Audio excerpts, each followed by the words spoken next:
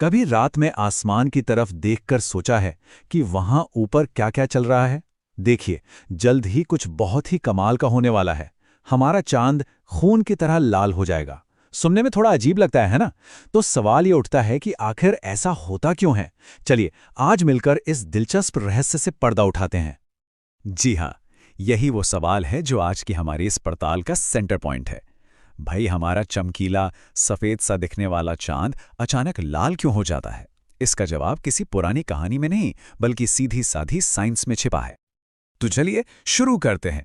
देखिए, सबसे पहले और सबसे ज़रूरी बात, अगर इस शानदार नज़ारे को देखना है तो कब, कहाँ और कैसे तैयार रहना है। तो सबसे पहले अपने कैलेंडर में 7 सितंबर की तारीख को मार्क कर लीजिए। इस दिन हमें एक पूरा का पूरा चंद्र ग्रहण देखने को मिलेगा, जिसे हम ब्लड मून भी कहते हैं।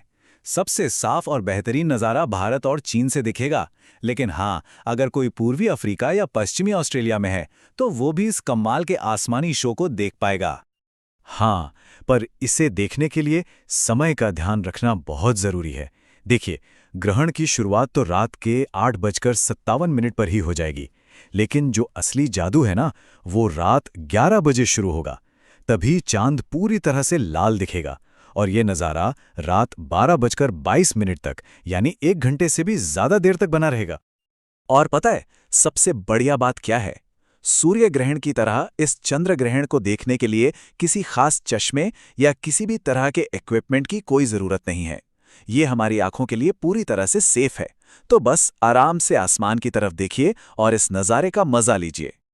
ठीक है, तो हमें ये पता चल गया कि कब और कहाँ देखना है। पर अब आते हैं उस बड़े सवाल पर, आखिर ऐसा होता ही क्यों है? यकीन मानिए, इसके पीछे की जो साइंस है वो किसी जादू से कम नहीं है। इसे ऐसे समझिए, सूरज, पृथ्वी और चांद तीनों एक सीधी लाइन में आ जाते हैं। अब पृथ्वी बीच में है तो उसकी परछाई चांद को पूरी तरह से ढक लेती है। तो कायदे से तो चांद को एकदम काला हो जाना चाहिए, है ना? पर ऐसा होता नहीं है। क्यों? क्योंकि सूरज की थोड़ी सी रोशनी पृथ्वी के वायुमंडल मतलब एटमॉस्फेयर के किनारों से छन कर निकलती है। हमारा वायुमंडल एक फिल्टर जैसा काम करता है। ये नीली रोशनी को तो चारों तरफ बिखेर देता है, तभी तो हमें आसमान नीला दिखता है। लेकिन ये लाल रोशनी को मोड़कर सीधा चांद पर फेंक देता है और बस इसी उधार की लाल रोशनी से हमारा चांद चमकने लगता है। साइंस की भाषा में रोशनी के इस तरह मुड़ने को कहते हैं अपवर्तन या रिफ्रैक्शन। आप कह सकते हैं कि हमारा वायुमंडल एक बहुत बड़े लेंस की तरह काम करता है, जो सूरज की लाल रोशनी को इकट्ठा करके सीधा चांद पर फोकस कर देता है ना कमाल की बात? और एक और मजेदार बात सुनिए, चांद का रंग हर बार थोड़ा बहुत अलग हो सकता है। ये इस बात पे डिपेंड करता है कि उस वक्त हमारी पृथ्वी का वायुमंडल कितना साफ है। अगर हवा एकदम साफ है तो चांद हल्का नारंगी लाल दिखेगा, लेकिन अगर हवा में धूल, धुआं या प्रदूषण ज्यादा है तो रंग और भी गहरा, एकदम तांबे जैसा लाल हो सकता है।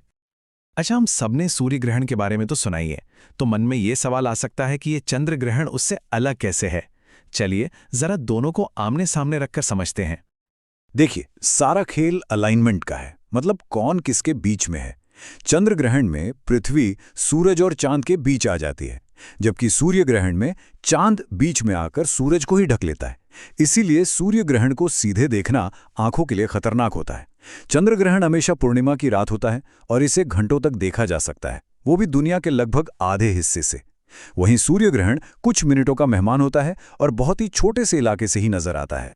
तो क्या ये बस एक और चंद्र ग्रहण है जो आते जाते रहते हैं? अगर हम खगोलविदों की माने तो बिल्कुल नहीं। इस बार वाला जो ब्लड मून है वो कई वजहों से बहुत ही खास होने वाला है। जो एक्सपर्ट्स हैं उनका साफ साफ कहना है कि ये ब्लड मून वाकई बहुत दुर्लभ और यादगार होने वाला है। ऐसा मौका बार बार नहीं मिलता जब सारी चीजें इतनी परफेक्ट हों। तो इसे खास क्या बनाता है? दरअसल 3 चीजों का एक बड़ा ही अनोखा कॉम्बिनेशन, चांद का आकार, उसकी चमक और उसका गहरा लाल रंग। ये तीनों चीजें मिलकर एक ऐसा नजारा पेश करेंगी जो इसे देखने वालों को शायद हमेशा याद रहेगा। और आखिर में ये पूरी घटना हमें गहरे सवाल पर सोचने के लिए मजबूर करती है। जरा सोचिए, ये पूरा का पूरा नजारा, चांद का ये लाल रंग सिर्फ और सिर्फ पृथ्वी के वायुमंडल की वजह से मुमकिन है। तो क्या ये अद्भुत नजारा हमें इस बात की याद नहीं दिलाता कि हमारा ये वायुमंडल कितना कीमती है? ये न सिर्फ हमें जिंदगी देता है बल्कि ब्रह्मांड में इतने सुंदर रंग भी बिखेरता है।